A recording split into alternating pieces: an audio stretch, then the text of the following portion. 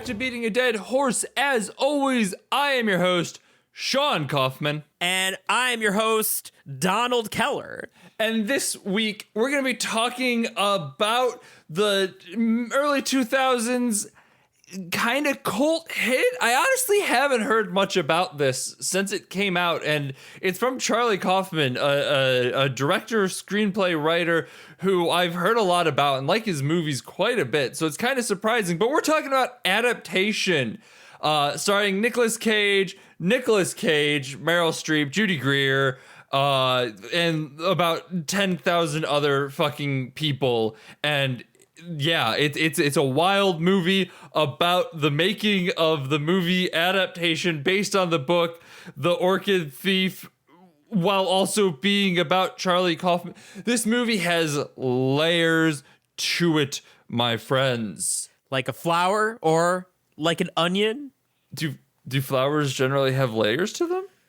I mean, you got like the stamen and the petals. Are those Jackson, layers? you can't talk about like that on this podcast. This is a clean podcast. You know how stamen talk. This is a movie where you have to watch someone give live birth. I can talk about the stamen as much as I damn well please. God, I forgot that happened. Oh, I forgot that happened. You implicitly watched Charlie Kaufman be born after watching a fox like melt into dust and decompose. That was deeply unpleasant. And I watched this with Sam, and I was very happy that she missed that part, but she did look up for the live birth and was very unhappy. And honestly, I get it. I wasn't happy either. But I also, this is a movie that is far more my jam than her jam, because this movie is one of those just meandering type movies for the most part, and that it has things to say, it has ideas, it has themes, but it is very much a navel-gazer in a lot of ways. It's definitely like a good chunk of the movie just alternates. Like if you look at the actual plot, I mean, it's weird because it is an adaptation of The Orchid Thief. It is. At least partially. But then, so you have that's like a plot going. But when it's not being The Orchid Thief, most of the movie just really is like Nicolas Cage sitting in a room and losing his mind, or alternatively, like going out and being really cringy trying to hit on girls and you know, in that like The Office, like Michael Scott Payne sort of way. That's most of the movie. Until the last bit. Which we'll talk about that last bit. For its controversial nature, although I think Jackson and I both come down on the side of, I kind of like what they do with it. Absolutely. I would go so far as to say I don't think it could have ended any other way. You know, I don't know. Without theory crafting, I have literally no idea how else it would have ended. So I'm gonna, just because we tend to lead off with the neophytes for these types of things, and that's me this time. And I know I'm basically giving myself permission to start, but fuck you, it's my podcast. Ooh, my man. Talk about a power play. Like, you know, I was just about to say, like, I think we knew implicitly that you were going to start this one. But, like, man, my man just sees the means of production there. Like, I'm the capitalist here. He's the one doing the hard work of editing. I'm profiting off his labor. So he's done it. He's accomplished socialism. Listen. The truth of the matter is that as we went to record this podcast, I got hit with a wave of exhaustion. So I am out here just trying to stave that off by just existing in a wild state of mind in which I don't even know who I was cursing out there. Was it Jackson? Was it the audience? Was it myself? Fuck you. Fuck you. So how did I feel about Adaptation? Always a very loaded question when phrased that way. It is. And it's not normally in like when one of us opens with that, we're like, oh, well, you know, it was pretty good, but I think I fucking hated it. In this case, that is not where I am going. In this case, I'm going to say I liked it. I liked it a lot, honestly. I thought it was great and enjoyable and weird, and I do like a good navel gaze every now and again, and this was a navel gaze that spoke to me in a lot of places. Where I hesitate stems from the fact that I still have not parsed through all of my emotions when it comes to this movie. There is a lot to unpack. Like Jackson suggests, it has layers before talking about the stamen and the petals, which are not how layers work, for what it's worth as well. But if the flower is like closed, could you call those layers? see, that's an actual argument, and that was what I was thinking of when I'm like, oh well, fuck. I guess it's right, because like if a rose is closed, yeah, there's layers to it. You peel back the petals, but you're out here being like, oh, the stamen is a layer. And no, not really. I don't know shit about flowers. If somebody at some point, like way in the future, listens to this and comes out just like, at Sean McKinda, excuse you, the stamen is actually the most layered part of the flower, and in fact features 7 distinct layers starting from the sta and ending in the in. I would have to believe them. Susan Orlean and John LaRoche are going to come at you, Sean. They're going to see this episode about their book, and by their book I mean the movie about their book, that Susan Orlean was like very reluctant to greenlight. I wonder why. Anyway, the point that I'm getting at here is that I still don't fully know how I feel in general about the movie, outside of the fact that I did like it. I would recommend this movie to people who want to watch a good navel gazer. I would say this is a pretty great movie in general. It's structured interestingly. The characters are well fleshed out. Everything about it is good. It's just some heavy shit that I have not fully engaged with yet, and I'm still kind of pulling apart and abstracting in my own mind, which leads me to the point of, this is going to be a Jackson heavy episode, don't you worry about that, but I'm going to be in here occasionally just being like, well, how, Dean? Stamen, right?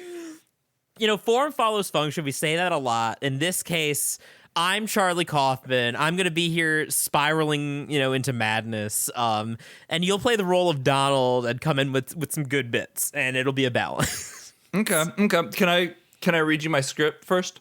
If it's not called The Three, I'm not having it. Well, unfortunately, Jackson, it is not called The Three, but if you let me begin. Big brother. I whimpered as I watched him lowered into the ground. People around me cried. I could feel my deck shuffle with sadness. The preacher began his sermon. The crowd fell into silence. I'm reading my Baby Nut fan fiction, in case that wasn't clear, although I can't imagine it would be clear. Why would that be clear in any way, shape, or form? I was a little horrified because I was desperately trying to think of what you were whipping out here, because there was that. No, you didn't write the Nagito werewolf fan fiction. You merely found it. So okay, for some reason I thought you had written that. And that was an option, but that was off the table. Yeah, no, that was not. No, this is my Baby Nut fan fiction known as Legume Lost, Family Found, available now on AO3.com. So it's archiveofourown.org. I don't write fan fiction. I wrote This Is a Lark, and it's bad. You should read it. Jackson, what'd you think of Adaptation? So Adaptation, for context, I saw this movie once when I was a teenager. I watched it, I think that as part of a different video, to like make a point in like a video essay, somebody played the clip of the scene with Robert McKee, and I thought it looked really interesting. So I checked out the whole movie. I must have been like 16, 17 probably.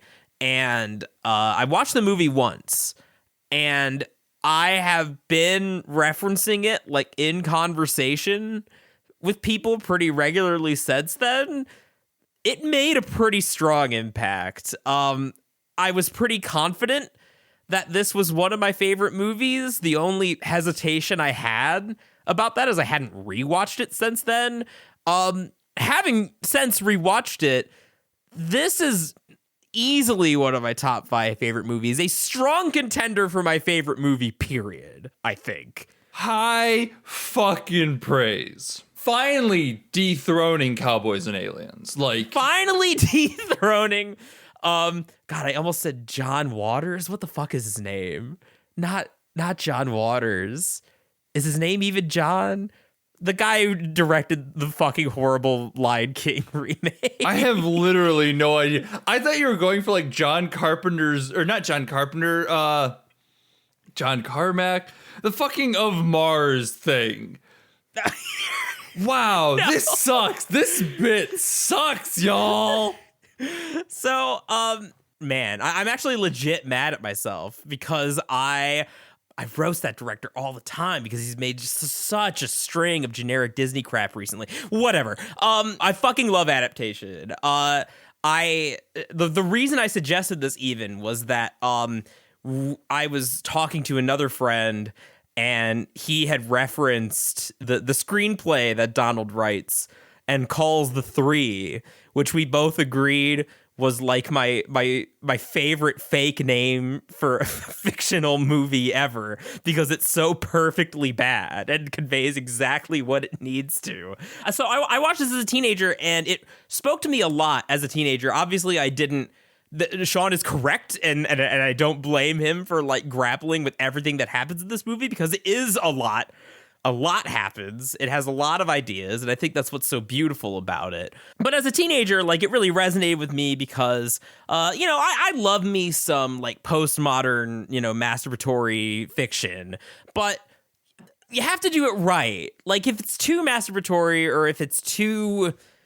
It's got to have that spice. It's got to have that something. And this movie's got the spice. It's got the sauce. And I think what it boils down to is that while I am a writer and therefore am susceptible to movies about writers, I'm also pretty critical a lot of times of these kind of movies where, like, this was the thing I was saying about Kubo, right? Is that, like, the whole thing with Kubo is that, like, I kind of disliked that movie's themes because it didn't seem to have much to say other than writers are the most special, beautiful, important people in the world. And it's like, yeah, I like to hear that, but that's not really like any like real like observation. But this is a movie about life. That's because it's true. It's not an observation because it's the most clear, apparent thing in the world. Kubo, you're stroking my ego, but like, can you be a little more nuanced with it?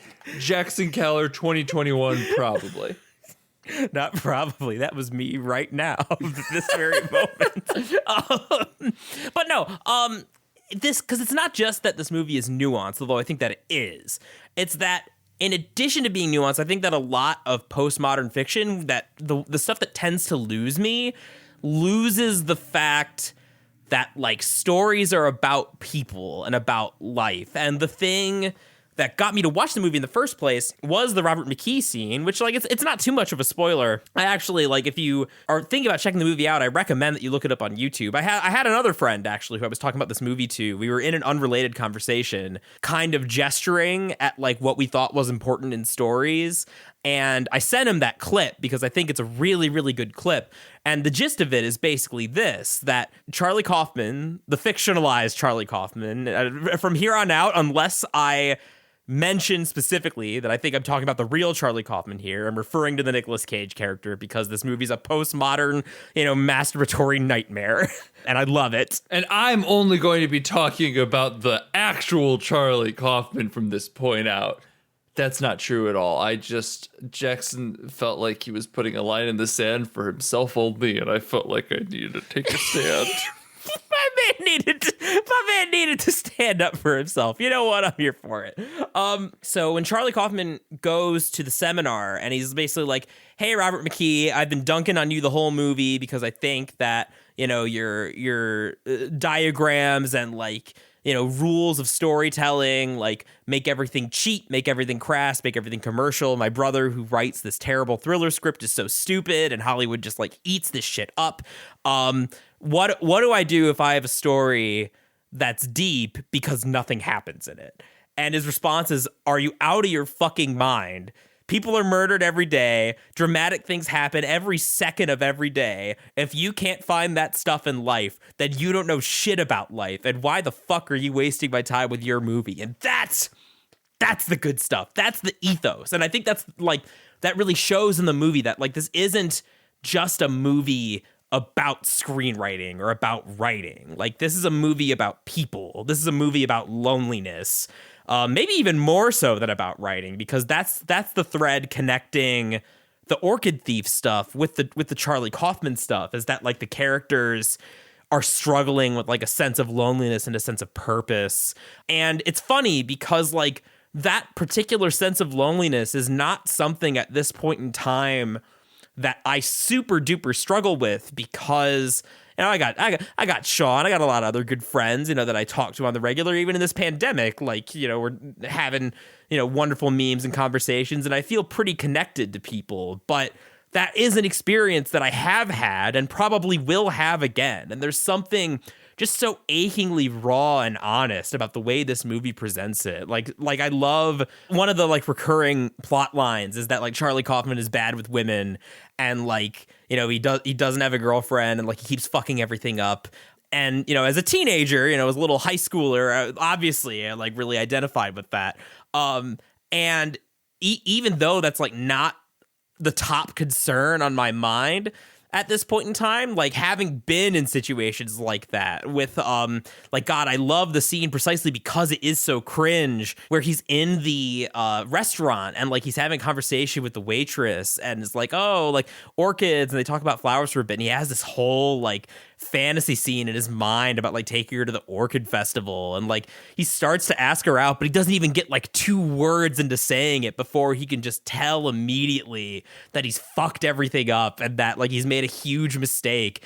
And God, like even if like that level of cringe and that level of loneliness isn't something that, you know, you identify with or struggle with in the moment, like even if it's not that specific situation, like we've all been there. We've all like done something stupid or said something and like immediately regretted it. And the way that the movie presents, you know, Nicolas Cage, his performance as like, you know, this neurotic, like anxiety ridden, like very smart, but very troubled person feels so real and so honest. I made the comparison to Sean to Uncut Gems. And although that's, you know, it's a bit of a different comparison because Nicolas Cage has more like genuinely good performances on his track record. He's still kind of like a meme actor, and like, but I have the same praise for Nicolas Cage that I have for Adam Sandler, and that like I watch this movie and I don't see the meme lord Nicolas Cage except for at the very beginning where I'm like, oh right, it's Nick Cage. I'm looking at 2 Nick Cages at the same time. Isn't it funny?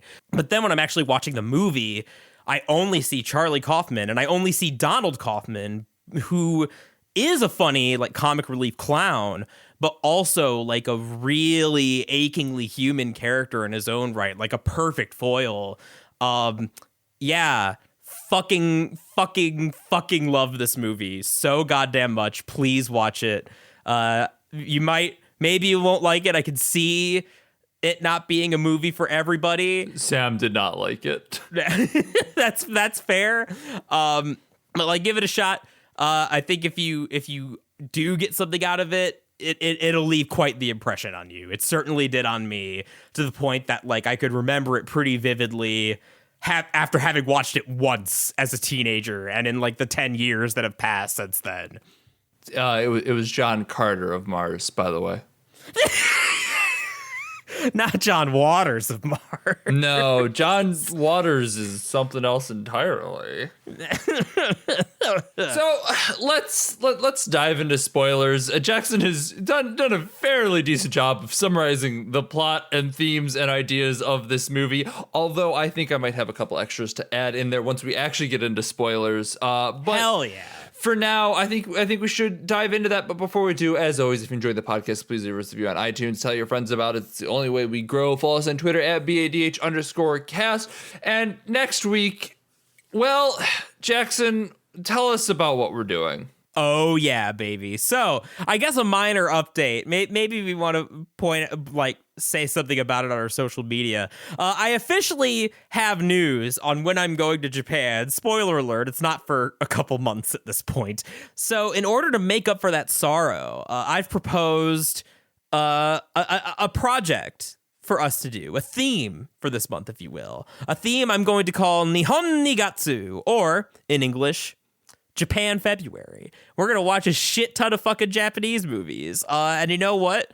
I'm really hyped. And in penance, we're going to watch all 10 Hellraiser movies throughout Apinril and Hellmaiser. That's not actually going to happen. I just wanted to shout out Desi, who dropped that as a great suggestion in our Discord. And I would do it in a heartbeat, but I think I would really struggle to convince Jackson to do. Because there's only a single good Hellraiser movie. I'm meeting you halfway with Nihon Nigatsu by offering some Kurosawa, some Shin Godzilla. I'm making strides. That would be 10 Hellraiser movies, only one of which is good. That's quite the sell. And honestly, there's an argument to be made that the first one isn't very good either. The first...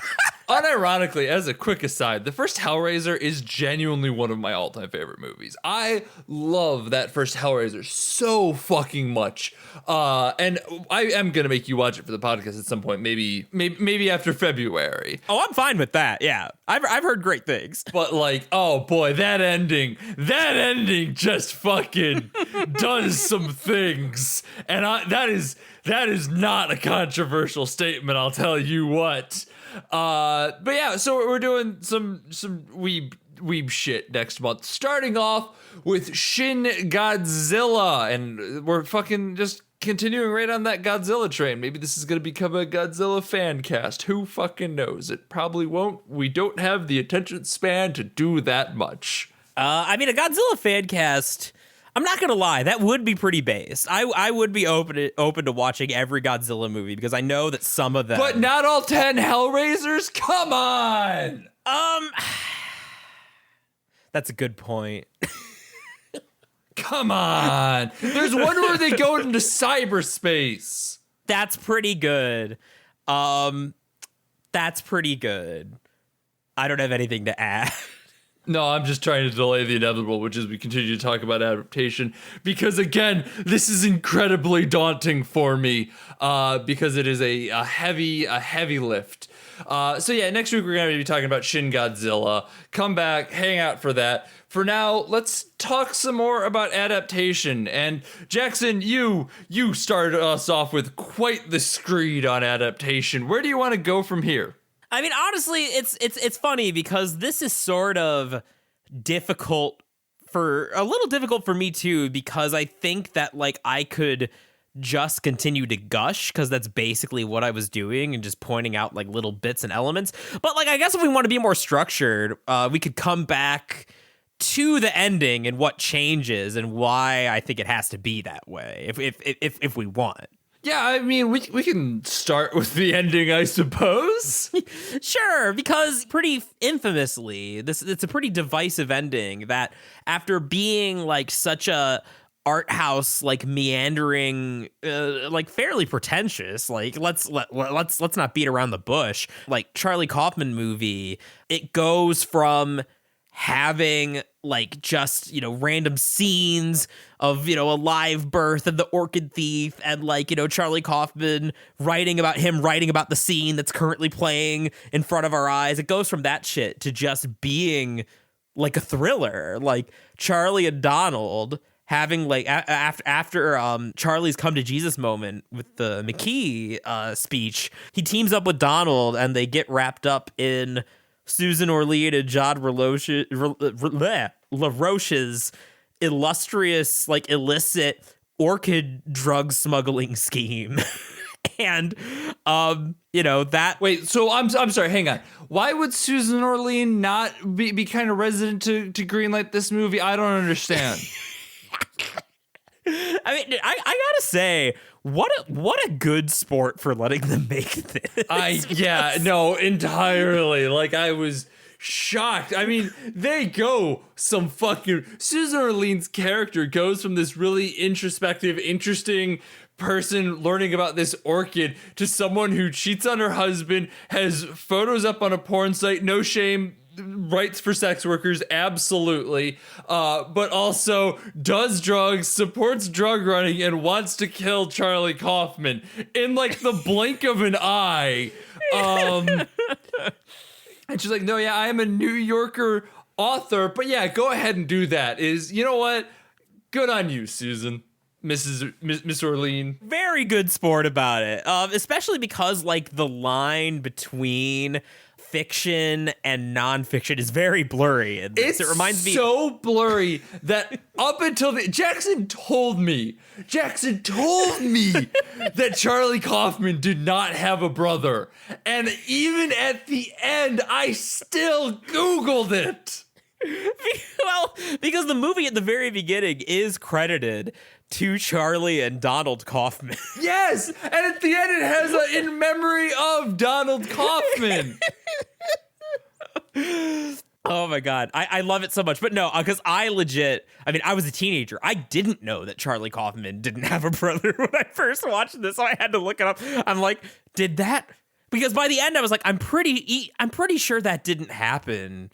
But it could have. And honest to God, the problem is that it ends with fucking an in memoriam for him. And so, like, even my brain, my smart person brain who has good thoughts, ended this movie and went, but did he actually have a brother? Did Susan Orlean kill his brother? Is that a thing that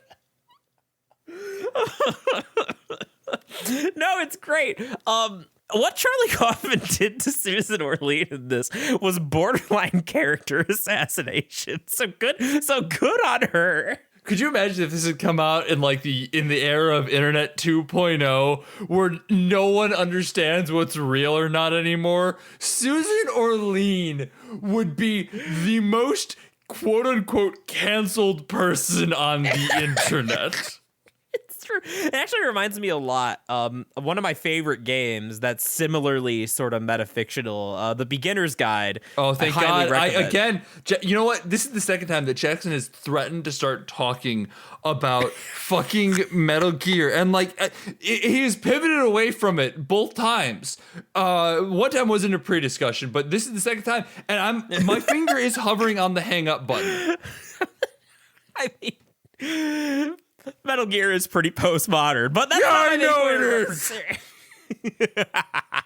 Talk about The Beginner's Guide. Well, The Beginner's Guide, it had a similar, which did come out in more of that like Web 2.0 environment. It also similarly is about a fictionalized version of the creator of the game.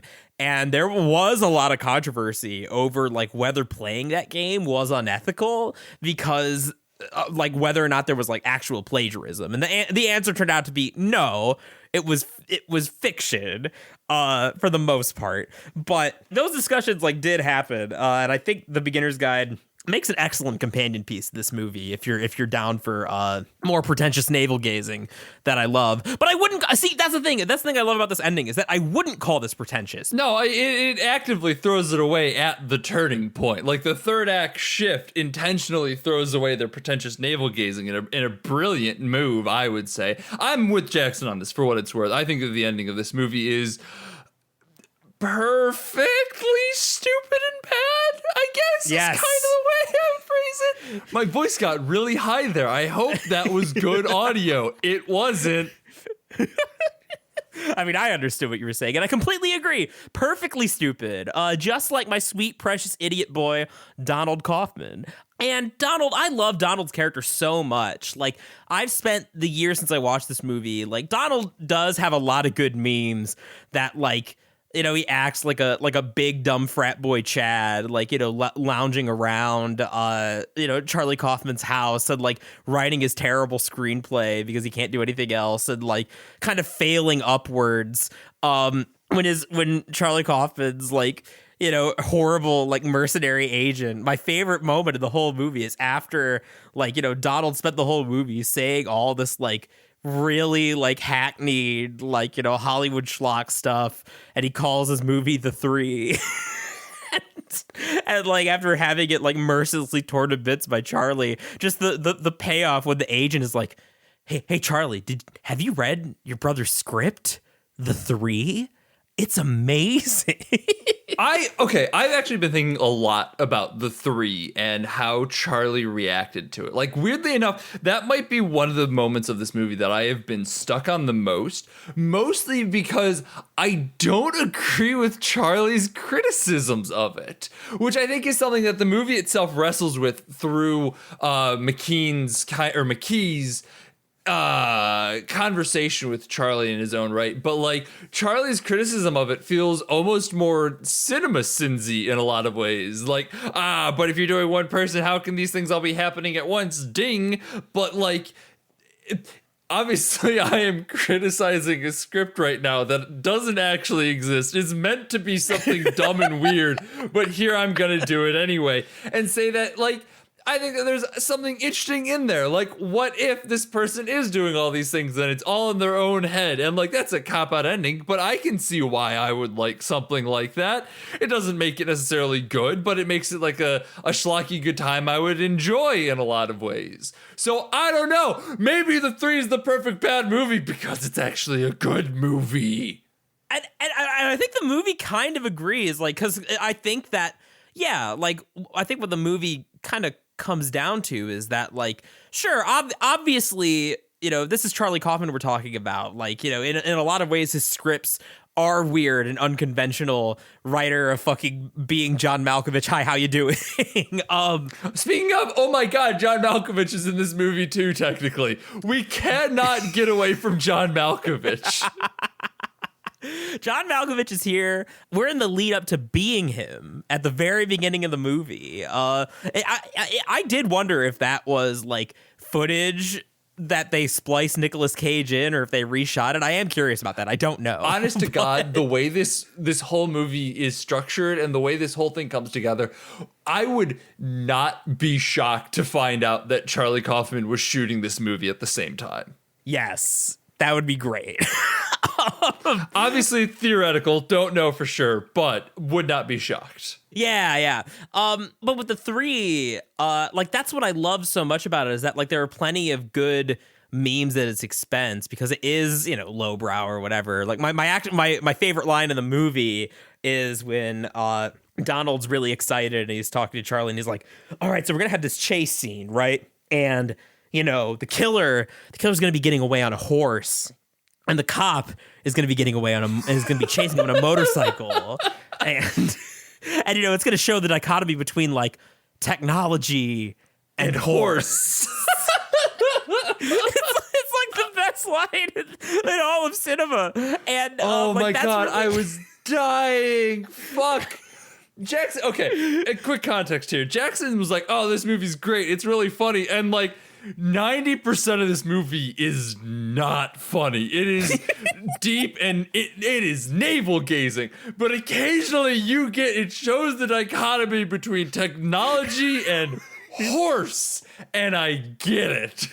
I think it's because like I said, I hadn't seen it since I was in high school. I forgot just how real it was, because mostly the stuff that I remember is like the McKee clip that introduced me to the movie and Donald and all the memes that come along with him. I was so worried, because the other thing I made Jackson do before we watched this, I'm like, Jackson, you have to promise me that this movie isn't gonna just fuck me right up, because Charlie Kaufman movies tend to fuck me right up. And he's like, no, it's great, it's funny, it's wonderful. And like, it started and I'm like, oh no, Jackson, you definitely watched this a long time ago, because this has the, like, right off the bat, this has the great potential to just fuck me raw.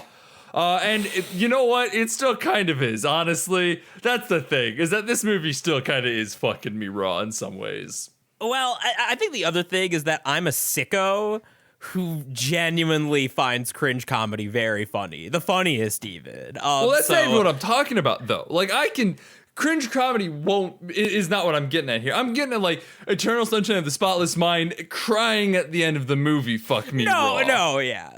that's definitely part of it though. Like I know that like if I say like, oh, the movie's a hoot and a holler, I still kind of think that, sort of. But I know that part of that is just because like I willingly watched Tim and Eric, so. Yeah. No, I mean, there's a lot to this movie that I do think still like hits me in particular. Like his whole interaction with Donald is kind of hitting close to home right now. Where like I'm not so much that I feel I am a great writer in any capacity, but like I'm seeing people do things that are great and wonderful, and I'm like, I want to do that, and I want to feel that success, and I want to be able to write more, and I want to feel that happiness and joy and watch. I want to be Donald, and I'm not either of them. But like even beyond that, there's this own internal struggle, and like it's very easy to read this movie as Donald and Charlie are one and the same, and Donald is just a persona that Charlie puts on to go talk to Susan Orlean and yada yada yada, which I think is a fascinating read. And I think that internal struggle of like, I hate myself, I am so rife with self-loathing, and the masks that we put on to go out and face the world is something that hits me really fucking hard. Like arguably my biggest flaw is that I am a massive critic of the things that I put out, and I am self-loathing in so many ways, and this is getting real, and I apologize for that. But no, you're good. This is the drama. This is the spice. Keep going. I don't care about you. I'm more talking to the audience. I don't know if they want to hear me get all deep and shit. But here's where I am.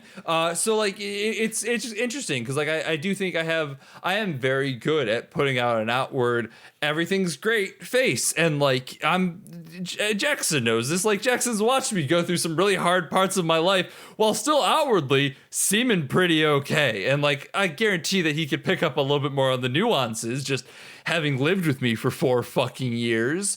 But there's a lot of self-loathing, and I think that struck home as well. And I don't know, that's the stuff that I am untangling, because that's the stuff that isn't necessarily as on the movie's mind as a lot of the other stuff happening around it, but it is still definitely something that the movie is interested in talking about and engaging with. And that's where I'm stuck, is like how I perceive myself as Charlie, and not as a sad, lonely weirdo, but more as someone who is so filled with self-loathing and desire and want, but able to put on a face to pretend that they're not, and like trying to find a way to integrate that face into their own life and find that face for themselves as, you're good, you're doing great, write that thing, it's not trash, I promise.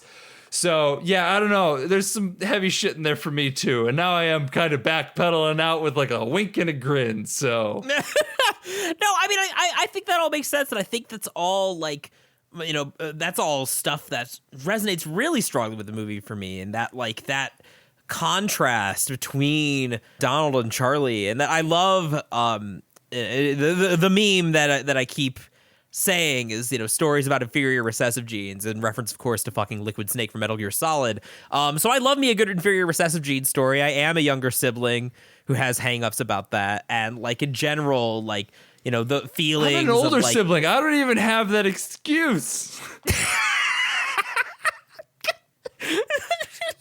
Well, technically, if it makes you feel any better, we don't know who was older between Solid and Liquid. So. Okay, cool. But memes aside, I do love me a good inferior recessive gene story. You know, that shit speaks to me similarly. You know, I too have had lots of times in my life where, you know, imposter syndrome, feeling like a fraud, all that fucking good shit. And I think that what I especially love about this movie and movies like this, and where I think it goes a step beyond, is that the interplay between like Charlie and Donald, that question of who, you know, if we're taking a look at the classic sibling rivalry trope, who has the inferior recessive genes really? Like, at first glance, it seems like it's Donald, right? Like, he's writing his stupid script, and like, it seems like he's not the brightest, and like all this other stuff. But the more the movie goes on, even though Charlie Kaufman, even in universe, is like a successful, renowned screenwriter at this point, the more we go on, the more that we see that, like, who's the dummy really? Like, is it Donald, who has like lots of friends and is like, charming and has like, good social skills? Or is it fucking Charlie, who like, yeah, he's got all the success, but he's like losing his mind in a prison basically of his own creation? And see, like, this is the real shit. But that's what I love about this movie, is that it is the real shit.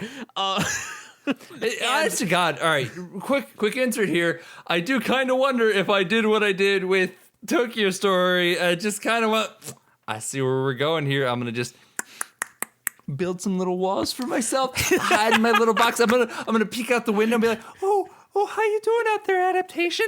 I see what you're doing. I think you're doing a great job, and I recognize that I would see myself in you a lot. But right now, I need this nice, safe box to hide in. Okay, you have a good day. And moved on with my life. I think that's fair. That wasn't so funny. glad. That wasn't funny. Why are you laughing? Because you used the snark voice. That's why it was funny to me. I mean, yeah, I think that's a reasonable response, given everything that's going on. And yeah, like I have the benefit of the second viewing as well. But like, that's I guess, like, coming back to that, like, that's why I love Donald's character so much, is that at once, like, it is fun, like, clowning around with a movie on him. Like, those are funny bits, but at the same time, like, when we get to the end, and especially when, like, when Charlie, like, has his little heart-to-heart with him, and before Donald dies in the fucking swamp, and John LaRoche gets eaten by alligators. No Deus Ex Machina. No Deus Ex Machina. This is a movie that ends with one of the main characters getting eaten by fucking crocodiles. How you not gonna love this movie? Come on now. But no, like, that conversation that he has where he's like, man, Donald, like, you, like, just, you seemed always so confident, like, control yourself, but, like, you were just, ignorance is bliss. Like, you just didn't know that, like, this girl was making fun of you. And he's like, I could hear them, Charlie. Like, I knew. But, like, I'm only in control of, like, myself. And, like, that's what, like, really hits, like, Charlie. It's not that Donald's, like, an idiot. It's just that he's got a different view on life, maybe a more productive view on life. And, like, that's sort of what causes the breakdown and the breakthrough. And it's a really great little emotional moment. And then Donald dies, and that's sad, even though it's Nick Cage mourning himself, which should be memes, but it isn't, because it's a great movie. And because you forget that it's Nick Cage mourning himself, which is, again, a credit to Nick Cage as an actor in this movie. A wild sentence that I did just utter. Also, just as an aside, speaking of things that why you should love this movie, and here's a little factoid for you. If you have not watched Adaptation, if anyone ever asks you, has Nicolas Cage and Meryl Streep ever had a sex scene together? The answer is yes. It's true. It's true. Nick Cage does a lot of jerking off in this movie. Also true, yes. It's almost like it's a masturbatory movie. Hey-o. It's probably intentionally so. It's actually smart in that way. And, like, this seems like it would be a joke I would make under a different movie, but I honest to God think that this movie knows what it's doing and is making a masturbatory movie in which Nicolas Cage jerks off a lot. 100%. I completely agree. And yeah, and like, I think that it's a really tricky balance, because there are movies like this where, like, those masturbatory elements are just too much for me. But I think that the movie ultimately, and I think this is what the, like, metafictional elements and, like, ending with the Deus Ex Machina and leaning into the schlock elements, I think that, like, the movie comes back around to being so sincere. Like, it's not, at its core, it's not just a movie about writing. It's a movie like about life and people, and like that's and how beautiful and stupid we all are.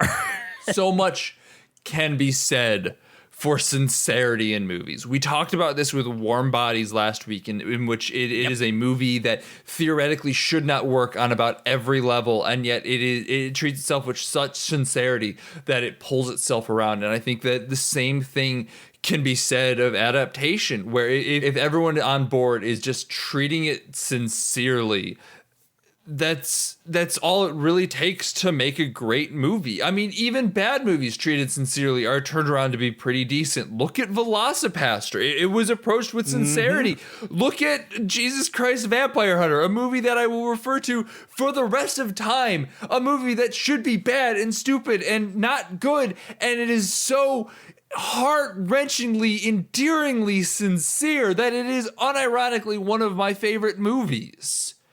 Sincerity goes a long way, and it goes as far as to make an ending where someone suddenly and inexplicably gets eaten by crocodiles for no fucking reason a good movie. But it's so true. Like, yeah, I don't know. I guess like I can see on the surface, like if you're enjoying the crazy like art house movie vibe, like being put off by like the thriller schlock ending, I get on a guttural level that, but man, like that whole point about like, you know, the value of like sincerity and like why people like resonate with stories, I don't know, it hits super different for me. Can I listen? I try really hard not to be pretentious on this podcast. But you know what? I'm going to be pretentious on this podcast for a minute. I think if a movie warrants it, it is this one, because we've also been plenty sincere. So let's balance the ledger. If you watch this movie and you don't like it because it's art house, I think that is an entirely valid interpretation, and I think you are entirely correct for not liking it. I don't think that you are in any way, shape, or form wrong. I completely respect your opinion.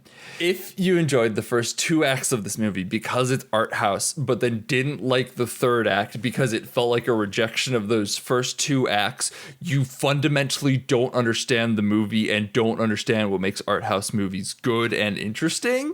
And so I think you are kind of a hack fraud at that point and being kind of pretentious and pretending to like art house movies because they are art house movies and not fully understanding everything else going on with it. And that is my pretentious take of the episode. There we go, baby. I think the ending is very important to this movie and is as pretentious as the rest of it and as art house as the rest of it, but in a way that undermines everything else in it that is necessary. So if you don't like the ending because you thought it wasn't art house enough, you're the problem. Heyo! My man coming here strong. But I don't disagree, because I think that like to talk about, you know, sort of the tone the movie takes is that I think one of the nice things is that it's, you know, it's an author avatar. You know, it's Charlie Kaufman inserting himself into the fucking movie. Obviously, like there's some stuff, some elements of his character that he agrees with, right? And like, yeah, there definitely are paint by numbers genre hack shit. I mean, how often have we railed against like, you know, lazy fucking, you know, Disney schlock, right? Like it's all the fucking time. But just because that stuff exists, like, doesn't mean that like traditional storytelling doesn't have value, nor does it mean that like something that is like that's something that just kind of grandstands like has more value just because, you know, it's taking that like art house grandstand, like, oh, look at me, I'm so smart. But it's like, you know, movies are about feelings at the end of the day. Like, you know, if you want to make like a smart intellectual point, you know, a movie can be a decent way to do that, but there are other ways. What gives a movie its particular, what makes them stay, like even very intellectual movies, like what makes those ideas come across, and this and I guess this is like one of the things that I love about this movie's approach is that even if you are trying to convey an idea, like to get an audience to really appreciate it, you have to make them feel it. Even something as weird as like Eraserhead, right? Which, like, you know, in some ways, like, some people might accuse that of being art house, like, weird for its own sake, right? But there's still, like, themes and ideas and anxieties that, like, even if they're not clear or a little bit obfuscated, that some sincerity that Lynch, even in that, like, infinite weirdness, was still putting into the movie. And I think that's what separates something like Adaptation, or even like Eraserhead, from something like fucking Rubber, which is just like, you know, we're gonna do this thing and it's gonna be avant-garde, turn up our noses at everything because we're better than everyone else. It's like, man, that shit's fucking boring. That doesn't do anything for me. Hey, I fucking love movies. You know that? I fucking love movies too. I love you, brother. Oh, this got real. Oh no, Jackson, I'm not ready to take our relationship to that level. Oh, Jackson, you shouldn't have done that on the podcast. I got you in the corner, brother. You know, we were feeling sincerity. Time for the most sincerity. I'm gone maximum sincere. No one will be more sincere than me. I love your friendship. Weak. No, in all honesty, like, just listening to Jackson talk about movies like that just really does remind me of why I like movies so much, and why some of my favorite movies, I don't necessarily have a great reason for liking them outside of the fact that they are just sincere and great and heartfelt and very personal in a lot of ways. And I think there's just something great that exudes throughout movies, even when they're bad, which is why I still liked Warm Bodies, even though it was ostensibly a bad movie. It's, guys, Warm Bodies isn't good is the thing, but it is. It manages to be good anyway. Yeah, I don't know. Movies are fucking great, and I think that Adaptation just really proves it, even in its infinite stupidity and brilliance and navel-gazing, and also slamming its head in the refrigerator door for a bit and comparing horses to technology. It's great. I think this movie is like the precise amount of smart and stupid combined to be like something that is my favorite. I like stuff that is, you know, a little smart, but also pretty dumb when you break it down. And the movie knows that. I think you should watch more Charlie Kaufman movies, honestly. I've seen a few because he wrote Eternal Sunshine, right? He did, yeah. Yeah, because I think I've seen this, I've seen Eternal Sunshine, I've seen Being John Malkovich. I don't believe I've seen any others, but I should. I've seen those as well, but like the point I'm getting at is like those all have a very similar vibe of just sincere and emotional and heartfelt, but also kind of weirdly funny in their own way. Yeah. And I love, like, I guess that's the other thing, is that one thing that I've been thinking about a lot as I've been preparing. I mean, I think one reason that, you know, I am a writer and I've been thinking about some of these things with my own work as I'm preparing to launch my own book into the world for the first time, and how kind of scary that is, realizing that it could be trash and people could hate it. I don't know. But like the thing about it is that one thing that I really admire about this movie, and yeah, you're right about his work more broadly speaking, is that the way he like deftly handles tone, and that like this movie does have a lot of tones, and like it's funny, it's sad, it's serious, it's dark and actiony, and like, yeah, some of that is intentional contrast to like, you know, make a point. But a lot of other times movies just kind of moving between modes, and I think that something that can capture that sort of the layers of the flower, if you will, of the multifaceted human experience of the stamen as we've now established that the stamen has layers. Thank you, future botanist who got back to me. One for each letter in its name.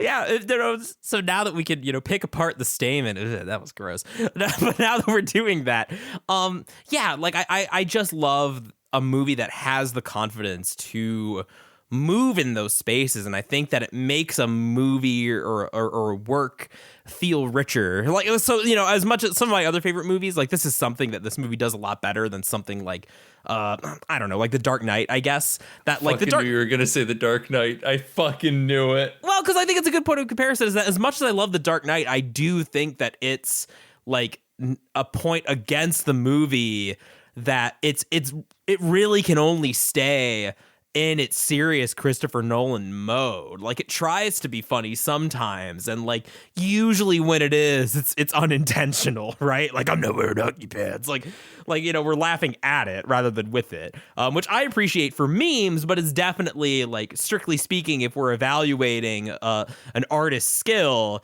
Charlie Kaufman is much more adept at handling different kinds of tones than Christopher Nolan, and I think that's something worth celebrating. And I think that a lot of great movies like tend to keep themselves in that box. Like, this is a Marvel movie, we got to have the Marvel tone. This is a drama, we got to be sad and serious at all times. And it's something that, like, I was just describing to a friend when I was, because I'm thinking about how to market my book, and it's like, my book is really weird because it's pretty dark for like the first half, and other parts of it are just like a total meme fest. So like, but like, I'm leading into the darker stuff for the marketing because that's at the beginning, but like, it's not capturing the full scope.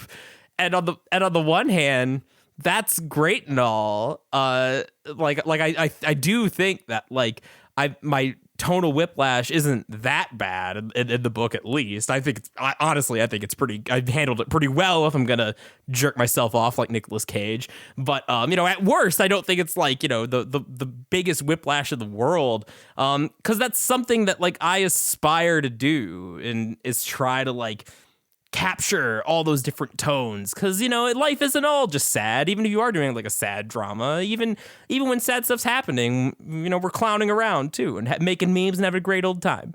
And isn't that just life? Da, da, da, da, da, da, da, da.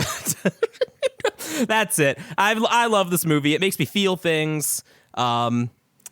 Fucking watch it, and if you don't like it, that's okay too. But it'll probably be pretty revealing about Jackson Keller if you watch this knowing it's Jackson Keller's favorite movie, maybe.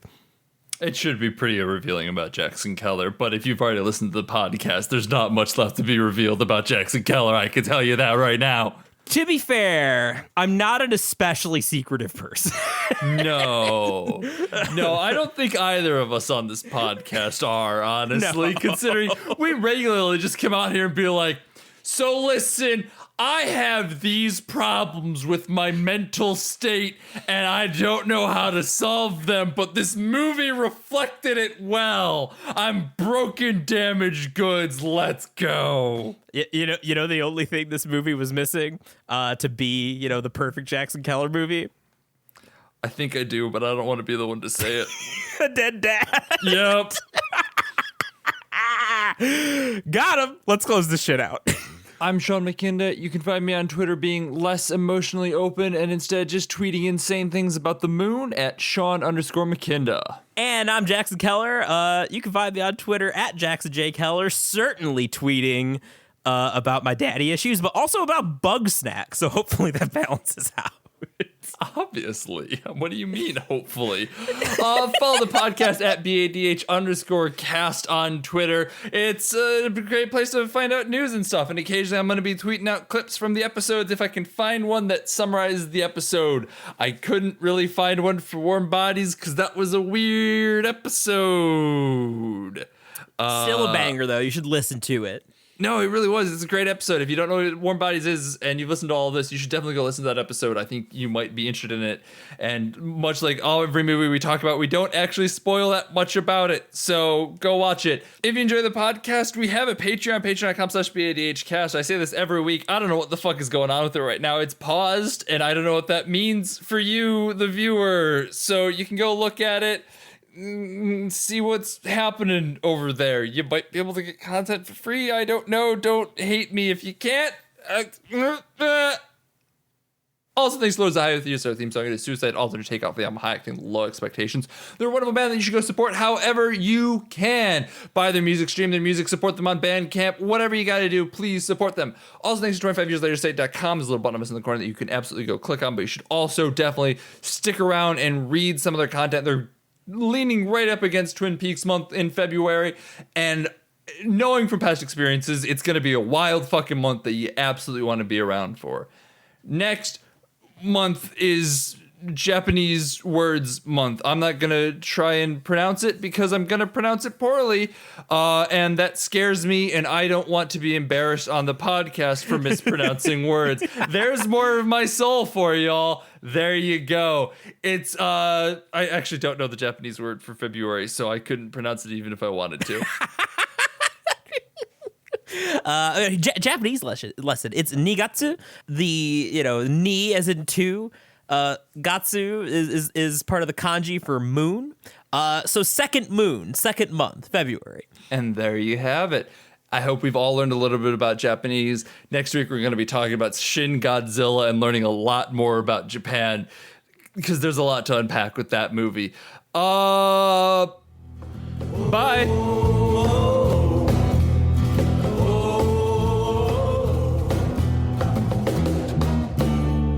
Don't you go into the ground. Don't you go